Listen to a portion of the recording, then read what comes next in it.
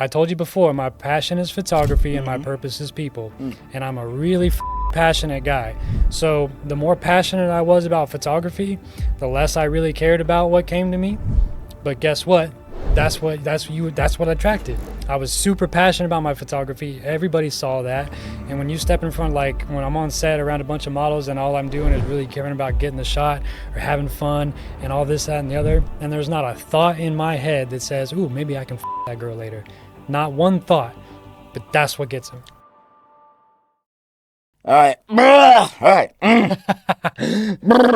Get it out, brother. All right. Oh, there's that energy again. Yeah, there we go. For the photo shoot. Yeah, it's good to. All right, Ray, please leave that in. Ray's my editor. Oh, okay. What's up, Ray? Where's the camera? That camera, this that camera. one there, It doesn't matter. Yeah, so like Ray's a character in the podcast now. Oh, okay, cool. Yeah. What's up, Ray? Good to meet you, brother. And then people be like, hold on, who's Ray? Is Ray a real person? It's always Is the it mystery actually man Ray? behind Yeah, it. you know what I mean? You ever watch Columbo back in the day? No. Okay, so you know the show I'm on about though? What? You know the show that I'm talking about? No, I don't. Okay, so there was a detective show from the 80s or the 70s called Columbo. And he was this detective. He would just go around solving mysteries. Every show, like every episode, there was a different mystery. Now, he would always talk about his wife, Mrs. Columbo. But you never saw Mrs. Columbo. Okay. Right? And it's like, is he actually telling the truth? Does she even exist or does she not? Yeah. So I'm doing that with Ray. No, I really like that too, because there's some YouTube videos that I watch and like I'm subscribed to, and as he's going through his video, right, he'll mention his editor, and then his editor will like cut his little phrase in, but you never get to see his face. Exactly. I love that. I really think it's cool. Yeah, thank you. So, welcome to another episode of the Man Manual podcast, hosted by me, Kieran.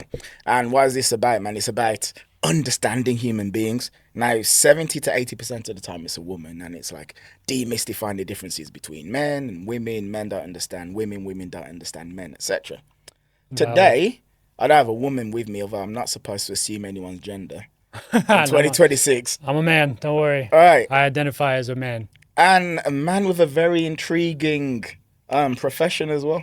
Yeah, you could say Very, that. very interesting. You could say like, there's that. very few people who you say, oh, by the way, I do X for Y.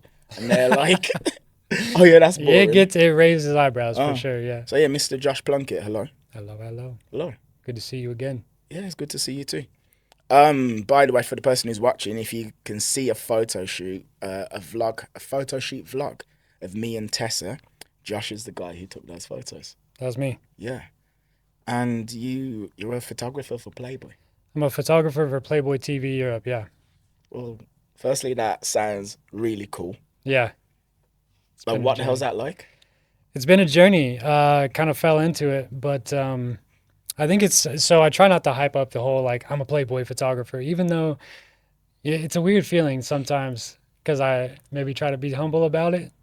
But, I mean, it is what it is. That's what I do. I shoot for Playboy. I'm going to be honest with you. If I was a Playboy photographer, right, there'd be a part of me, like, let's say I was one in my 20s or like my early 30s. There'd be a massive part of me that would want to brag. But at the same time, I'd be aware that bragging is kind of crass. Yeah. You see what I mean? That's exactly where I'm at, yeah. Yeah. And so, yeah, like, what is it actually like? So, for instance, the first thing that I imagine most guys are thinking is, do you date the models? Okay, so there is actually a thing in our contract where we cannot be intimate with our Playboy models. And that's strictly because, there was an incident in the past. We'll leave it at that.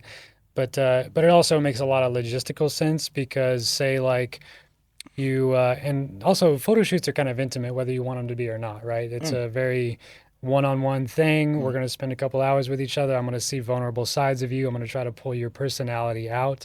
So, I mean, there's a connection that always gets made there. And yeah, I've dated models before, but in fact, that's all I can date almost. It seems like if you date what we would call like a normal girl, when I say I'm a Playboy photographer, there's always that. They'd be terrified. Yeah. I mean, sometimes they outwardly say that they're intimidated by it, or they have a jealousy thing going on. Of course, yeah. Or they don't say it and you can feel it the whole time. Yeah, 100%. I mean, I get that to a degree with what I do. Sure. Yeah, because, the podcast and stuff, and it's beautiful women and things like this, and opening up with me. But with you, that'd be even magnified. Yeah, quite. Magnified. Quite a bit, yeah. Yeah. Because they're all over your social media as well. Everywhere, yeah. And sexy women in bikinis. Yeah. Yeah. Yeah. With the sculpted bodies. Yeah. DMing you or commenting on your posts as well. Oh. Yeah. So what is it like for you dating women then? So you say you can only really date the models. Have you had, what sort of issues have you had in the past dating quote unquote normal women? Yeah, it's kind of what I just said before. It's like, so you really try to come out there. And the other thing too is the way I operate genuinely Mm. is that I'm so passionate about photography and videography that the sexy woman thing kind of fell away a long time ago. Because I mean, once you're just You like mean like in, you stopped caring? yeah, like, well, here's the thing is like the first week that I was like surrounded by 160 like really beautiful models and I'm running around shooting all week. It immediately, and I say immediately, but like within a week falls away to like, oh, okay, there's like nude sexy girls all over the place. The shock factor goes It away. became your baseline. Yeah. Yeah, so it's like, yeah, when I meet a beautiful model and she has a big social media presence or whatever, she's just another human to me. And I mean that sincerely. I mean, and it's hard to say that because other guys would be like, "Oh, come on, bro. She's beautiful. Look at." I mean, like, yeah, she's beautiful, but like when you're always around it, that's it. Kind of like I said, it doesn't have that like that shock factor anymore. Mm. So like I see them all as just humans, and then they're my people. So I mean, that's literally what it Was they is. your people? Yeah, That's an interesting statement. yeah, to my people, to in my industry, right? Mm. Yeah. So Okay, because when I heard they're my people, I'm hearing I really relate to these women like they're my tribe or something like this. Did you mean anything like that? I would say tangentially because I mean they're in the industry, so like Mm. our industry is a little bit is different, that's for sure. Because I mean, like I said, it's like sensual, sexual, social media presence. Slightly taboo. Yeah, slightly Slightly. tab. You could say that. Yeah. Yeah, slightly. Like it's not like being an OnlyFans model No. or a porn star. And I should make a good point about that. Like Playboy TV Europe is a lot more about like lifestyle and like women's empowerment and those kind of things these days, Mm. instead of just like being what we would call like erotic or um, what's the other word for it? It's not erotic. Pornographic. Yeah, I mean, yeah, it's not pornographic. I None mean, of but it. like a lot of people watching will just assume that though, Yeah, because they hear the word Playboy and they they hear think, Playboy, and then a lot of the times they'll be like, "Is that like OnlyFans?" which then and then the assumption would be that you're this sleazy man as well, Sometimes, but you I know, don't carry myself that way. So like Larry that's Flint or something. that's You know what I mean? yeah, I do. But that's why I think a lot of times when I get like asked those questions, they start probing more because they know that that's not me right away. I'm not a very sleazy guy, and I don't come off that way. And especially through my art, through my work, that you see, it doesn't look sleazy. It looks artful. Yeah, because I was just about to double click on the fact that you refer to it as your art Yeah, as well. there's a reason I do that too, Mm. because I had a photographer mentor that I was like mentoring with for a long time, and he said something one day that really like struck me, and I'll never forget it. But he's like, you're not really just a photographer, right? And I was like, what do you mean by that? He's like, you're an artist, because like anybody literally can pick up a camera, learn some settings, and take photographs. Mm. But it takes a whole artist to develop an eye, to develop the angles, to develop a style, and that's kind of what I focus on. And I bring out the authenticity in the model, Ooh, which shows more of their side. ooh. And that's another misconception that people think is like, oh, you have a really nice camera or you have a really nice eye or something like that. But let me tell you this. Mm. A lot of the times when you're looking at my photos and you really resonate with that photo, what you're resonating with is the person's authenticity because every human can resonate with authenticity at a like at a base level. We all know when something's being authentic or being bullshit. Mm. And I'm really good about bringing that person's authenticity out and showing that in the camera. That's what I capture. And I think that's art, not just photography. So even though you're photographing nubile, scantily clad, sexy women in their underwear, Yeah, that's not really what you're trying to do. You're bringing out the soul of the woman, that's right. essentially. Essentially, yeah. Now, if you can take a scantily clad woman that has the inherent beauty, so there you have that attraction already, and then you get to know the soul of that person and you capture that and people resonate with that, that's like a double whammy, you know? So now you got a beautiful woman in her full authentic self. That's just beautiful. That's art. So then that implies to me that you must be quite exceptionally gifted at connecting with these models then?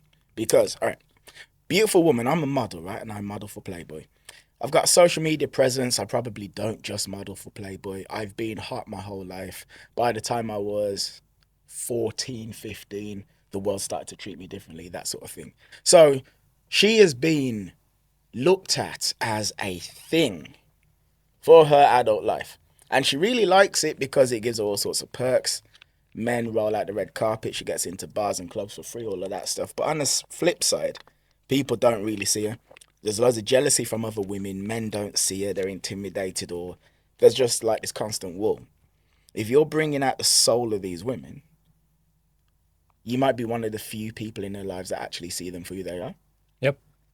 And see, it kind of goes back to like, I'm not really, there's no shock for me when a beautiful woman rocks up to me. I'm just like, oh, okay, I will immediately treat you like a friend, like a homie, like we're going to do some good work. I always say we're going to make dope shit with dope people.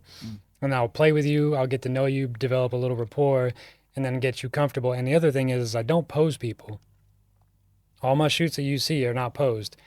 I let that person move the way that they want to move. It's true, because when we did our shoot, you didn't.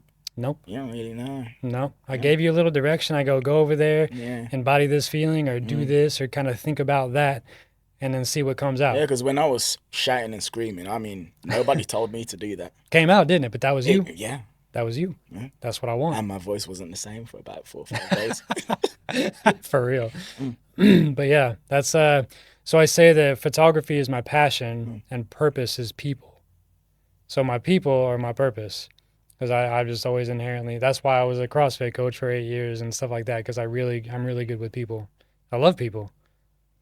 All right. So as a man who has unprecedented access to some of the most beautiful women that the Western world has to offer. Yeah. Well, let's just say the world, whatever.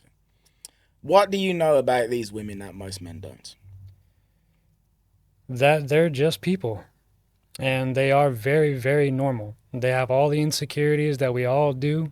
But like as soon as they start up their Instagram and put that model, just like you said, they get objectified. There's a whole social media presence around that. And it also kind of fucks with their head a little bit too. Because now they know that they have to split personality, right? Because if they're just a normal person or try to show their authentic side sometimes, that doesn't vibe with what people are building them up as the Playboy model or this model or whatever.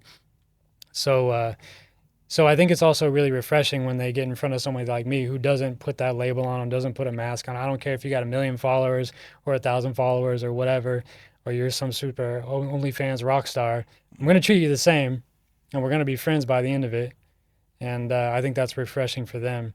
So yeah, they have a lot of stress trying to manage those identities that they carry around with them, and you also feel that they're very guarded too. Like I break down that guard pretty quick, but you can feel when you meet somebody new that they're like, they got that guard up. They're like, how is he going to treat me? How has he been perceiving me? And all those kind of things too. So I resonate with what you're saying. So for instance, on this show, I have all sorts of women and beautiful women here, etc., etc. And something that people comment on a lot is that I'm talking to all of them like they're human beings. Yep. And even though she's some gorgeous woman with hips and breasts and fantastic face and blah, blah, blah, we're having deep conversations about maybe reincarnation and spirituality and childhood traumas and Hell things yeah. like this. Yeah, I love that. And that can be very, very shocking and startling to the person, the men and women who watch, because they're like, they've never really seen a man communicate with a beautiful woman and be like, not like intimidated by the beauty, Yeah. or to see it as a big deal, but to actually just communicate with her like she's actually just another human being. That's the trick. So yeah, respect to you. Yeah, same, brother. You get it. So what's your love life like then? Oh, right now it's Right now. shit. How come? How can it be shit? Okay. Talk to me. Yeah, I'll tell you the story. Yeah.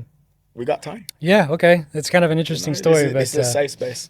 Yeah, no, it's all good. I have no problem like revealing this kind of stuff. Yeah, what's up, man? So, yeah, back in like November 2024, I was dating a girl, not really dating, I guess I was seeing another model on the side kind of thing.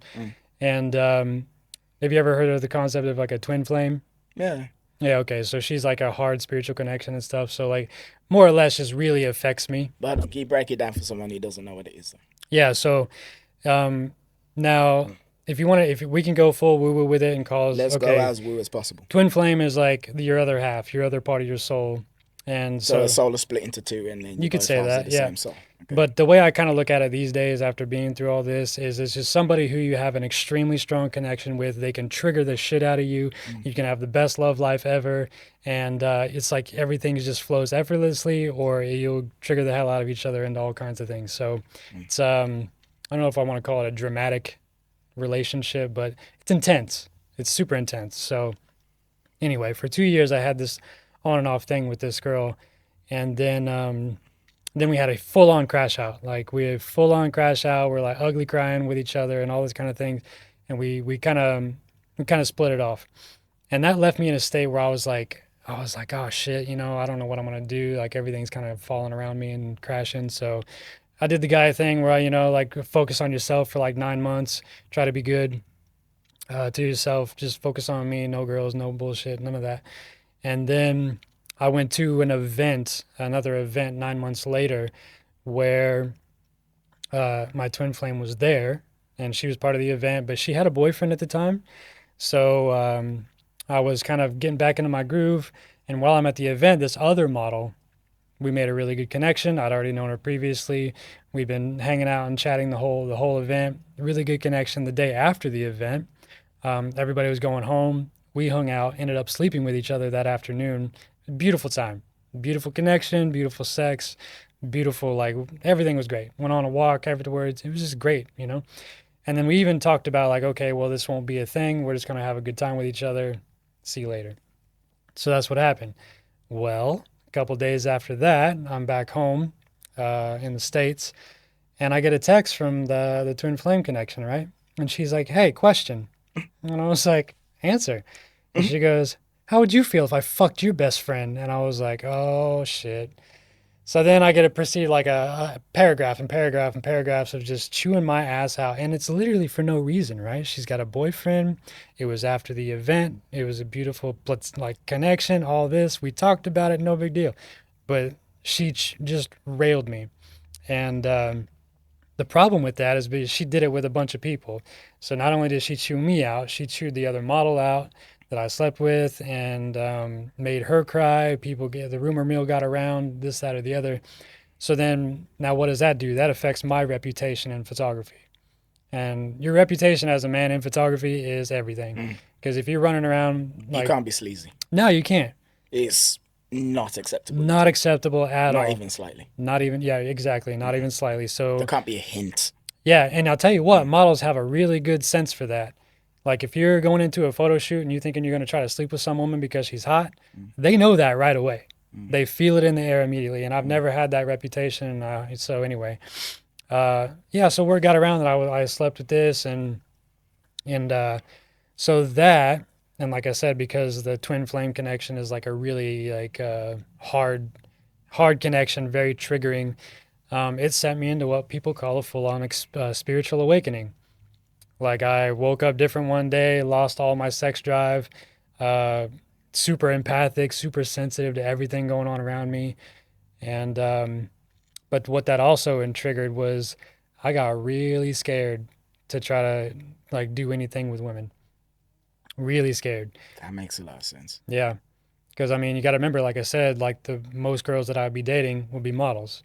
And so now I had a traumatic event happen to me where it was with another model, and another model freaked out and my reputation got slammed for it. So you're worried about, sorry to cut in, No, but no. you're worried about, so does this model know about what happened? And would she reject me or look badly upon me because she's already heard and she now thinks I'm a creep? Or would she do something like that to me in the future? Would she do what my twin flame did? It was actually the first one. So it was like more or less just like all my confidence was gone. Will this turn into something that'll bite me in the ass later? I don't know. And so the worst part is when you have all those thoughts, you sort of project that energy on the girls too when you're having that. Because like, you're talking with the model, I was like, oh man, we're making a really good connection and I really like this. This could be more than just a photo shoot. And you're having those thoughts, but she can feel it now. Now, the last time I slept with that other model, I had all those same thoughts, but they were all on the positive. It was like, man, this is a great connection, and it all went organically and flowed perfectly. But since I got traumatized by that event, now all that energy is wrapped up in like, oh man, I don't know if I should, or if I should try to, do I try to take this further because we have a really good connection. I can feel it, right? But can you see where it's already fucked? Yeah. So something I think the world doesn't really acknowledge a lot at all is like how important confidence is to men as opposed to women. Yeah. So like let's say okay, you and your twin flame, right? Let's assume that she was single. Yeah. Right. So let's assume that you and her were both as broken as each other. So everything that you've just described to me now, she was just as broken as you. In that scenario, she's not gonna have any issues meeting men because men are still gonna be like, "Hey, I'm Mr. Big Strong Man. Yeah. I'm gonna look after you." Yeah. But for you as the man, because you need to be Mr. Big Strong Man. Yeah. So then when you're down, you're repelling women. Yeah. And none of them want to be around you. That's exactly the vibe. Which Yeah. makes it worse. It's really hard, Which makes bro. it worse. It's really And then rough. it becomes a spiral. Yeah. Yeah. And then, like I said, then now I'm a photographer, and you have that reputation of don't be sleazy, don't be sleazy, don't be trying to sleep with these women, don't be trying to sleep with them. And then you meet like you go on a photo shoot, and we're vibing immediately, and it's crazy good connection. The chemistry's there, everything's there, but it's like, ooh, now what the fuck do I do? Can I stay confident and try to move this into something more, or Is this still going on now? yeah, I mean, I'm coming out of it. That's part of the reason why I'm in Bali, actually, is to try to rebuild that confidence and get it back. And I actually rebuilt quite a bit of it. And a lot of that confidence comes from just not giving a fuck anymore. And that's how I used to get, because like it was almost every 2 or 3 months, some model connection would come into my life. We'd sleep together and have a good time. And it was like that. But I realized my mental state there did not give a fuck about any of it. Could you not just meet women who aren't part of the Playboy bubble?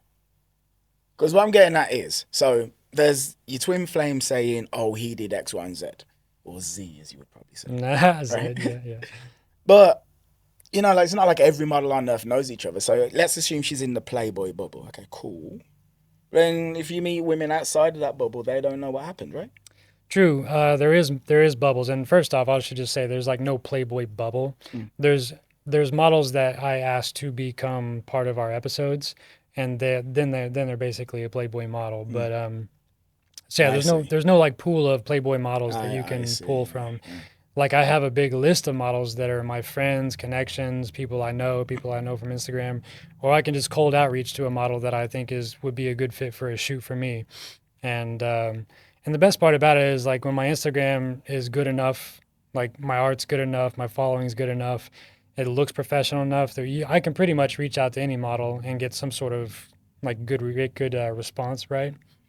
But my twin flame connection, she actually is part of a huge group of models, and that is a bubble in the U.S. that I was a huge part of the community there. So yeah, it's a big stain on the community, which kind of sucks. And are you and her still? We're good. You're good. Yeah. Has she like rescinded the stuff she said?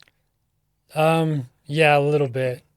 She's I don't, maybe I'll just say it like it is, but she has a bit of an ego there to protect, and but she has come forth and said, hey, maybe I overreacted here. I'm really sorry about that. And a little touching on it a little bit, but not full on, just being like, let's talk about it, you know?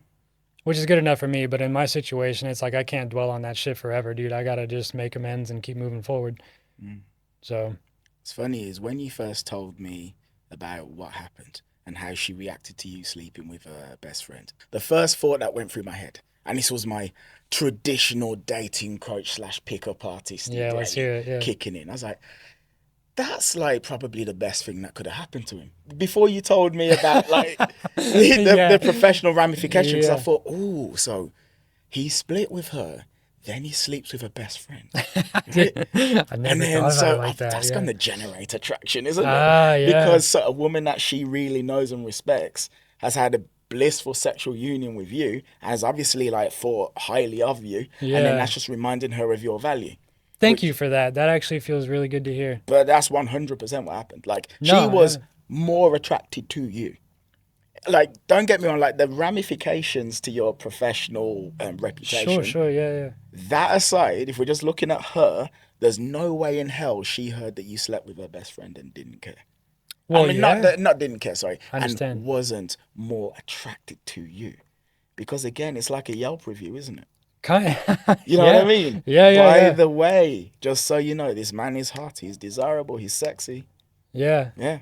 And that, yeah, it's that because the reaction was completely blown away. Like I'd already kind of written off. I was like, okay, nothing's gonna happen between me and her again, whatever the twin flame thing, Mm. because she has a boyfriend, Yeah. and she kind of like didn't really pay a lot of attention to me during the event anyway. And the other model that I slept with was kind of like a bigger model and very attractive. A lot of guys are attracted to her too, but Ooh, a bigger model. I wouldn't. No. Let me retract. I don't want to say a bigger model. I mean, she was also a big model in the group. Okay. I don't want to say bigger as in there's a scale to these things, but Okay, cool. yeah, she's also a prominent figure in the group, I see. and she just so happened to be attracted to me, Yeah. and she showed me a lot of attention. She made me I feel mean, look, if seen. there's a silver lining to the dark cloud, right? Yeah, The silver it's- lining is, I guarantee that whole thing increased her attraction for you. yeah, I think so. I Sure. guarantee. Well, based on the reaction, brother, like Yeah. when I'm getting paragraphs of text Mm. about this thing, and I'm like, what's it based on? You have no reason to do this. And yeah, but I let the softer side of me take over, and I took it really, really hard, Mm. and lost myself a little bit over it. Yeah. So you're getting out of it though. So if we're getting out of it, and by the way, I've had something similar happen. So I had a woman try to destroy my life, right? Oh boy. I really wish I was exaggerating as well. Yeah. She was absolutely psychotic, and she genuinely tried to destroy my life. And then for like about 6 months or so, my dating ability suffered. Yeah. Like, I wasn't as confident and charismatic around Sure. women. Like, I'm really good at text messaging, right? Yeah. Because I'm a writer. Okay. But yeah, then yeah. all of a sudden, my texting skills plummeted. Oh fuck. I wasn't coming up with witty Second stuff guessing anymore. everything you say. Yeah, Yeah. because subconsciously, it's like, well, if I win this woman over, or if I attract this woman or whatever, she might turn into that psycho. Yeah. And it took me a while to get past that. Yep. Messed with my head. Really did. So yeah, I've been there. I feel you, man. It's a rough one, dude. Just like you said, it's when a man loses his confidence like that. It's not. It's not even about what's going on in your head. It's about the energy that you're putting out Yes. there. They can read it so Yeah. easily. Yeah. Yeah. All right. So now we are getting out of it. Are you actually getting out of it though? Yeah. I finally broke the spell last month. Oh. So yeah, I met somebody. She was just a regular. I say regular. A civilian. Yeah, She was a civilian, right? she wasn't in my industry, and she was not a model. She was fucking beautiful, though. I will say that. But yeah, so yeah, I went to a lot of so I was here in Ubud, and they have a bunch of like healing things and different kind of stuff. And I went to like some tantra jams kind of things. And yeah, I just started really leaning into my masculinity a little bit more, and it broke that open. And yeah, I ended up like being able to date a girl for like, it was like a week and a half or something like that. But so not very long, but did a lot for my masculinity. So Okay. it was nice. And so, like, what's happening right now? Is there anything going on at the moment? No. After I moved back from Ubud, we kind of separated, closed the connection, and then I got sick. So I've been recovering from the illness for a little bit. So, what exactly are you looking for? Like, are you looking for a long-term girlfriend, casual partners, friends with benefits? You know what would be really dope is if I had like a little ride or die model with me. Yeah, because I'm a pretty like empathic kind of guy, so I really cherish connections a lot. And so, and like I said, there was that one period of time for like a couple years where every couple months a new model would roll into my life. We'd hook up and make a thing of it, and then realize that wouldn't work. But that just gets exhausting after a while. So, and like I think it would be really cool if I had one model that was really ride or die with me, and I was ride or die with her, and we made dope art together. I could practice my photography with her. I can make her shine as a model, and everybody kind of knows that, you know, Josh and his girl are out there just running the fucking industry. Like, yeah, that's what I'm talking about. Power couple. Yeah, man, that's what I want. Fuck yeah, dude. Mm. Fuck yeah. All right, so there's I I was with a woman yesterday. You said, all right, actually it was a date, but anyway, she goes, what are you looking for in a woman? And this is what I said, and I suspect you want the same thing. So I said, this is my ideal woman. Let's imagine me and her are international bank robbers, right? Yeah. But not necessarily, but I'm going somewhere with this. But let's imagine that we are, right? Okay, cool. Bonnie Clyde situation. Yeah, type. and we're robbing banks all over the world, right? Yeah. And then we eventually get caught. That the FBI capture us or whatever. Yeah. And then they put me in a cell in New York and I put her in a cell in Washington and we're split up, right? And then they're trying to play us off against each other. Sure, yeah. So they go, Kieran, by the way, she said this about you and she said that you were the ringleader and that you abused her and you did blah, blah, blah. And they say that to her about me. Oh, by the way, Kieran said this about you, blah, blah, blah. And we're both just laughing. And I was gonna say, and we both just fucking laugh at yeah, him. we was like, yeah, nice try. Yeah, fucking nice cute, try. bro. I yeah, get it. Yeah, of course she said that. Yeah. You know what though? But you looked really believable when you said it. Yeah, like just exactly, like, bro. I almost believed you. Yeah. Good job. Yeah. So that's basically what you want. Yeah, hell yeah. And I mean, well, there was that one incident right now recently where that Russian couple, they climbed to the top of the Empire State Building. Do you see that? Yeah, I heard of it. Heard of it? Yeah, okay. Well, that's basically what it was. Like they're daredevils. They climb to the skyscrapers all the time together and they make documentary films and whatever. But he proposed to her at the top of that tower. Became international news. They flew a flag about love and things like that. And it's like maybe not so extreme, but that's what I want too. Because that's what I'm ready for. I want like a ride or die for my girl. And it also removes that whole factor of every time you have a photo shoot and you make a connection with a new girl, you don't have to think like, oh, maybe she could be a girlfriend, maybe we can hook up, or all those thoughts go away. And then so it'll make me more confident. It also makes the models more confident if they know that Josh and his girl are always a thing and they're a ride or die couple and not to be fucked with. Then that'll make the model even more comfortable in my photo shoots. Would you and your ride or die be strictly monogamous? I think so, yeah. Oh. Yeah. That slightly surprises me. Why? Because there's a part of me that's imagining you and your ride or die having occasional threesomes. I mean, okay. Oh. Now there's like with another girl, yeah, probably. Yeah, there we go. Now we can slide that territory. There we go, yeah. But I'm not into the idea of her sleeping with another guy or anything like that. If I'm just being straight up honest. Yeah. I mean, I'm with you. And what would be like the general traits of this woman then? So she's very, very, very loyal to you. What else? She needs to be able to have goals and visions. And, like I said, being loyal to me is really just being in my corner. Like knowing that when she's in other rooms talking about me, it's like, I'm going to be in other rooms talking about her. Like, that's my girl. And fuck yeah, she's doing this. And I love her for that. And I know this about her. And like, I just want to be able to, hype each other up all the time. And yeah, being... So she's your biggest fan. Yeah, because I want to be her biggest fan too. That's what I want. And I think that'll work. That would work really well. But I also, like I said, I don't want her to just be strictly pandering to me because I'm a Playboy photographer. I want her to be the best model she can be with goals and ambitions that I can also support. It should be a push and pull that way because I want to be able to support the dreams that she has and vice versa. She should help me with mine. So, do you ever take stock to look at your life and be like, this is actually really fucking cool? All the time. All the time. Because have you heard the stat that 30% of men, was it the average man under 30, is either a virgin or hasn't had sex in the past year? I haven't heard that, but for some reason it doesn't surprise me. Yeah. This day and age, anyway. Yeah, and then that's hasn't had sex in the past year. I mean, then we might like maybe move it up. So how many have had sex like twice in the past year? So the point is that most guys aren't living the romantic or sexual lives that they want, not even close. Yeah. And your life, it's like you are surrounded. Yeah. By these beautiful women. Yeah. Surrounded.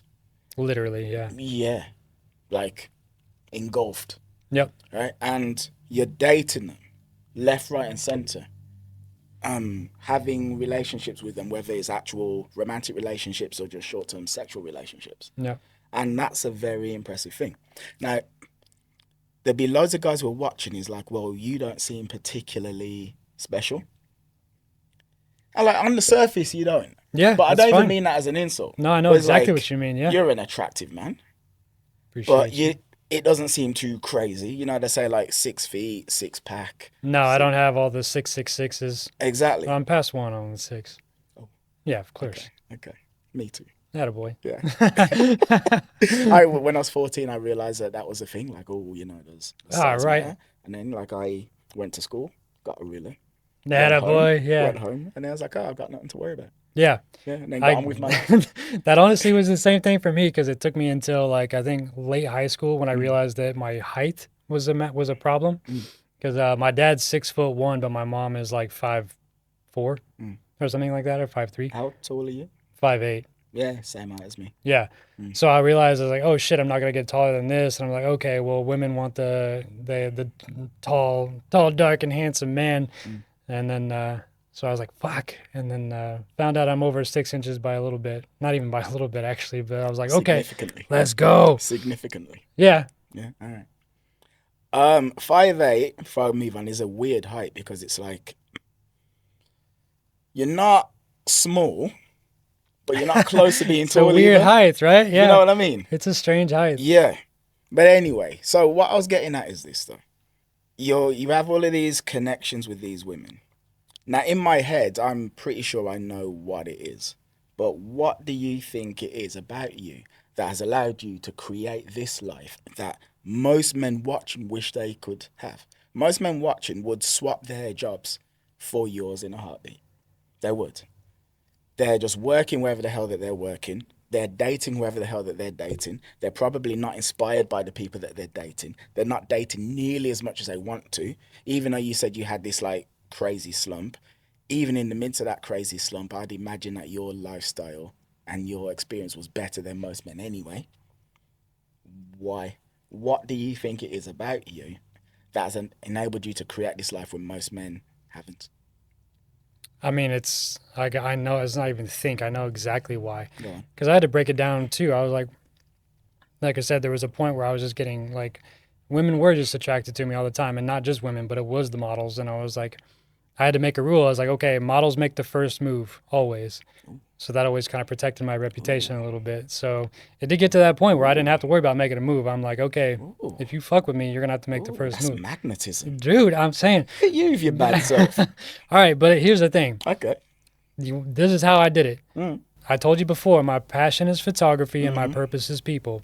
And I'm a really fucking passionate guy. So the more passionate I was about photography, the less I really cared about what came to me. But guess what? That's what attracted. I was super passionate about my photography. Everybody saw that. And when you step in front, like when I'm on set around a bunch of models and all I'm doing is really caring about getting the shot or having fun and all this, that, and the other, and there's not a thought in my head that says, ooh, maybe I can fuck that girl later. Not one thought. But that's what gets them. So here's a funny thing, right? When I started this podcast, I thought, am I going to get enough guests? Am I going to get enough? And then I told myself, no, I am. Like, it's going to come right out. Of course, yeah. Yeah, I am.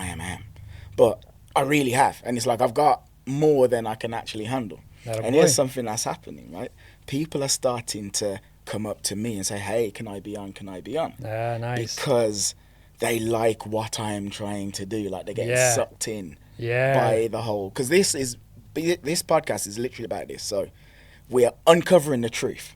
There's no BS, right? And it's about becoming the best version of yourself, but by understanding that we're all actually human beings and we all suffer through the same crap. Yep. And as I've said a few times, there's a nefarious cabal of entities that are doing what they can to make sure that mankind is weakened and suppressed. I totally believe that, yeah. 100%. And this show is like me operating as a sleeper agent in Boy. society to Yes, take those people down. And people resonate with that. Yeah. So it's like when you got a mission, people really want to be a part of you and the mission. Yeah. So I was going to say more though. So one thing that maybe you know, maybe you don't, but even before you were passionate and then had the models come to you, you had to have the balls or the cojones to actually say, you know what, I'm going to be a photographer. Yeah. And I'm going to take photos of beautiful women. Yep. Yeah. Because the thing that is separating you from most men is that you had this idea and you just decided to run with it. and you posting it on social media, like you're taking these photos, you're putting them up. There was obviously a time when you weren't actually established. So if I imagine rightly, there'd be a time when maybe you're taking photos of women that you know or something like this, or you're posting asking for women to take photos with you. Then there might be judgment that you'd be worried about from people who know you. What's this weird thing he's doing? Who does he think he is? You get a lot of that. Yeah. I was an IT engineer for 20 years, bro. So I was like... How old are you? 41. Yeah, I thought you were much younger. Yeah. Yeah. Not too bad. Well, yeah. I look a little bit young, right? You do. Yeah. You don't look 41. No, I don't. So, yeah, so in that period there, so, like, what judgment did you have? Like, did you have people, like, looking down on you and saying, like, who the hell do you think you are? What are you doing? This is weird. This is creepy. This is sleazy.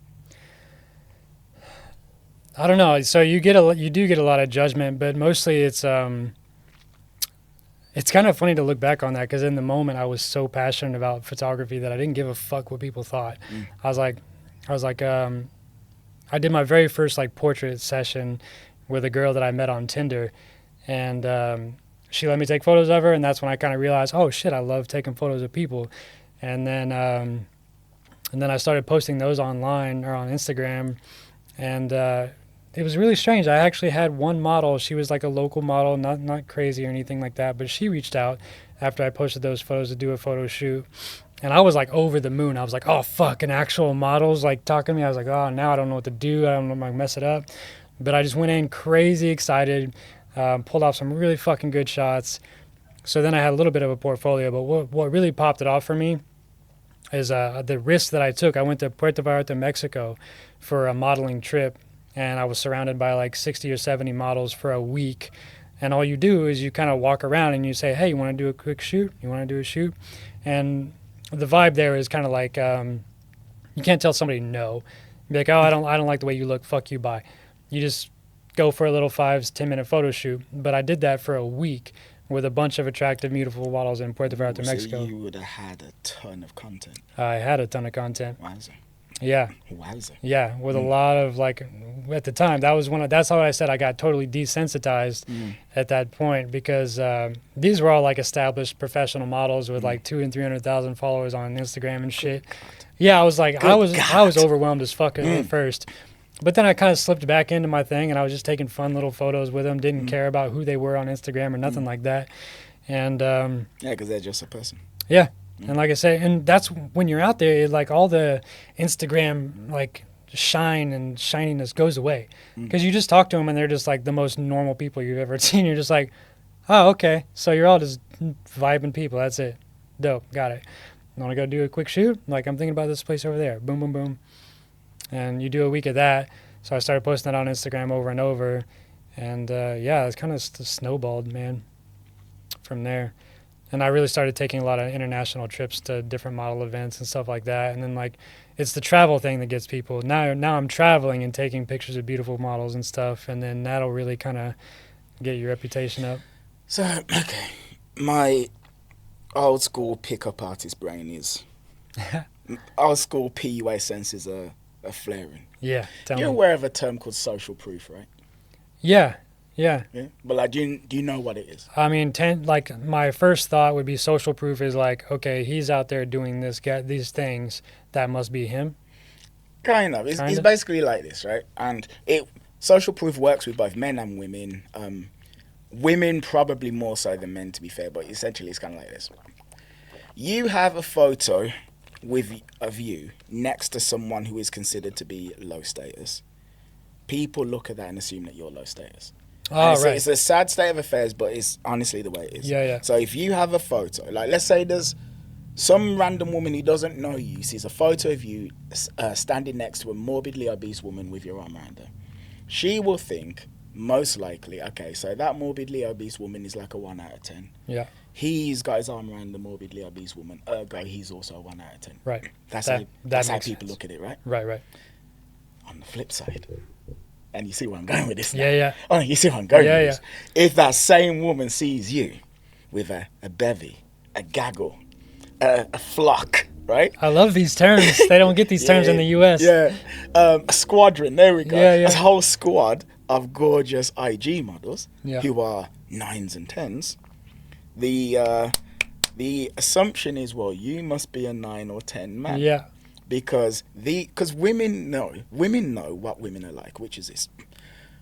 Most women consider most men to be unworthy of their time, right? Whether the man is like boring, he's a loser, or he's creepy, like you're worried about being, that sort of thing, right? Yeah. And they're also aware that the most elite women in society are even more selective about who to spend time with. Definitely. Ergo, right? When they look on your social media and they see you with all the gorgeous women who are very happy to be around you. Yeah. They want nothing more than to be in your presence. Yeah. There's nothing wrong with being in your presence. Yeah. Good God, give me some more of this man's presence, right? The implication is that you are a winner of a man. And are you actually aware of that? Sometimes. Oh.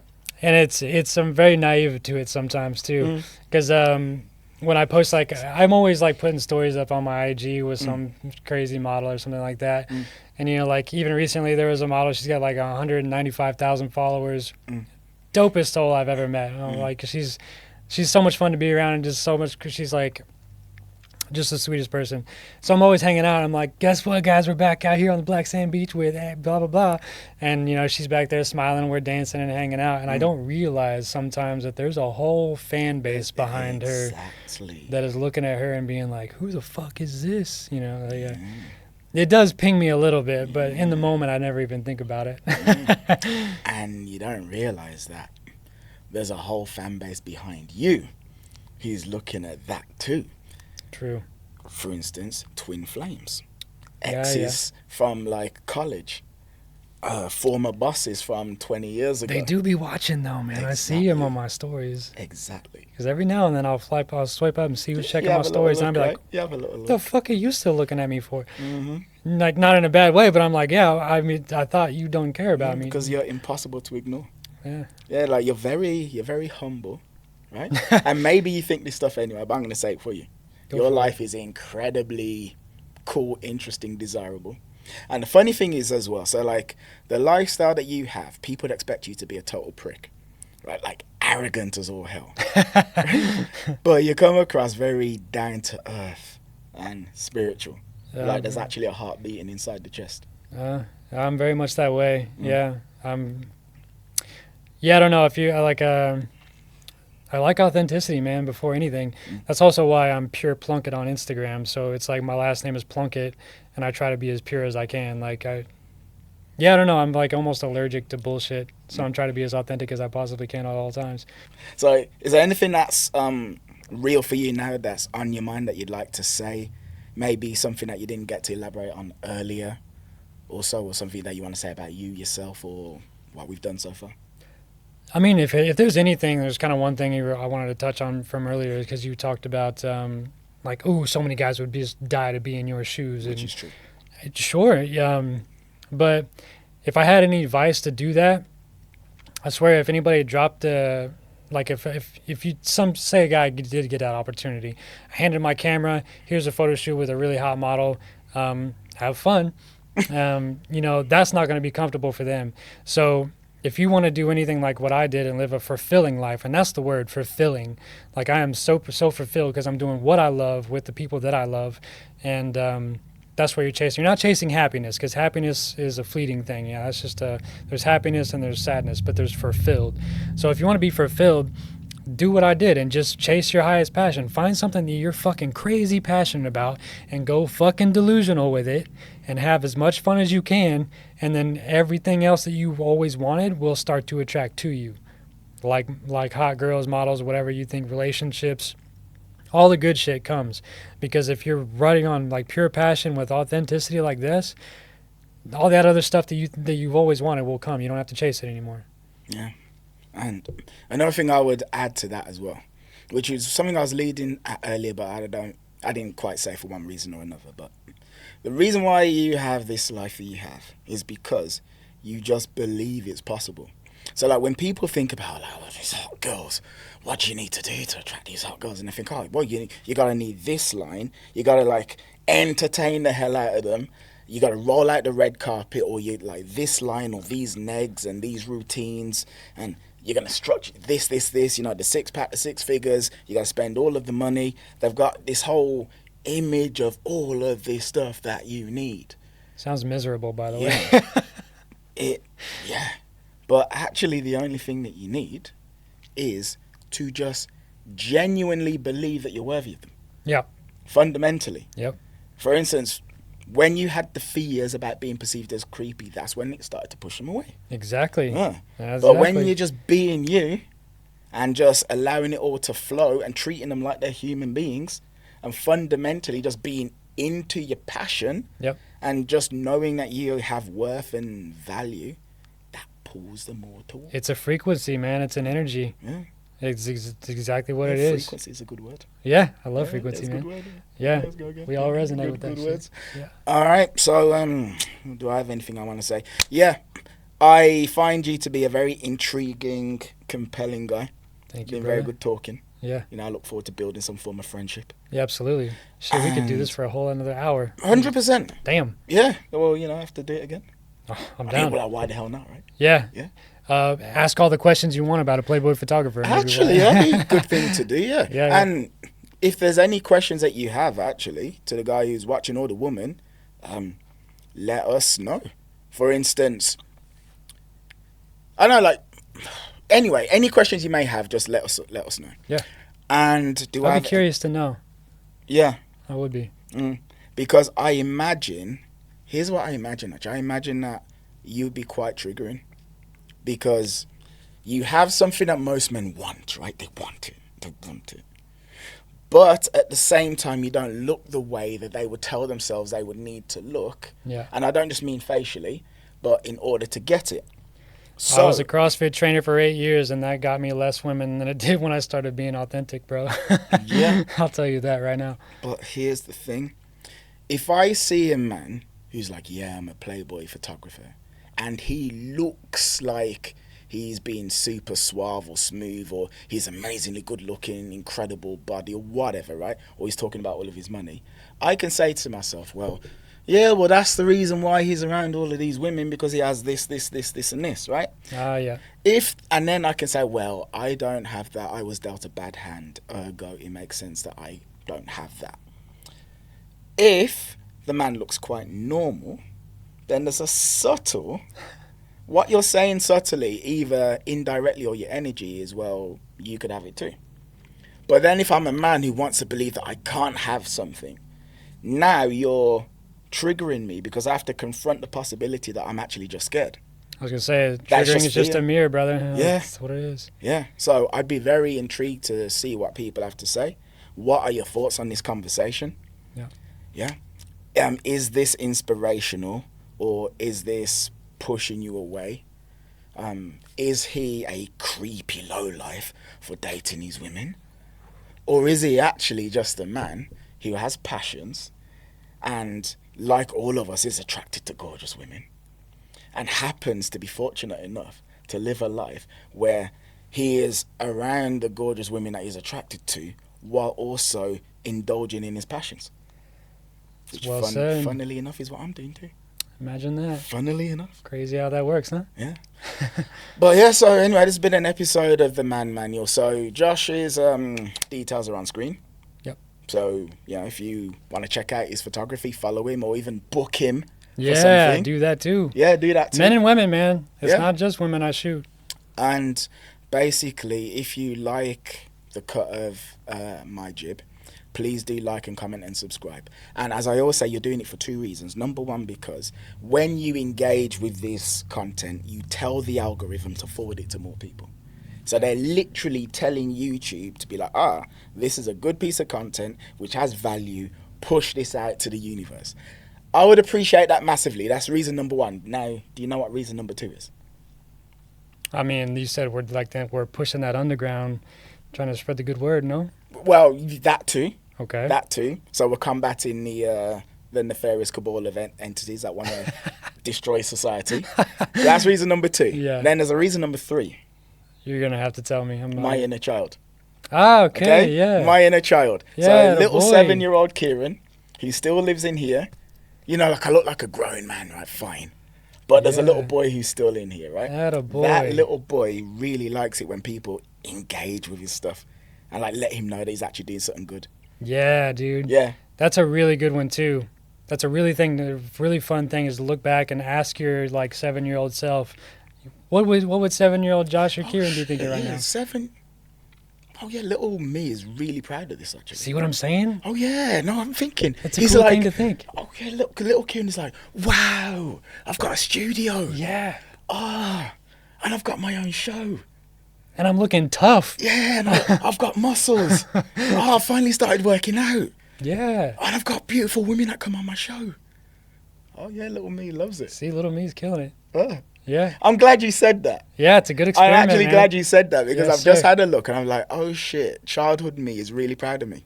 Yeah. I'm proud of you too, little Kieran. Yeah, we did it. Yes, All right. sir. All right.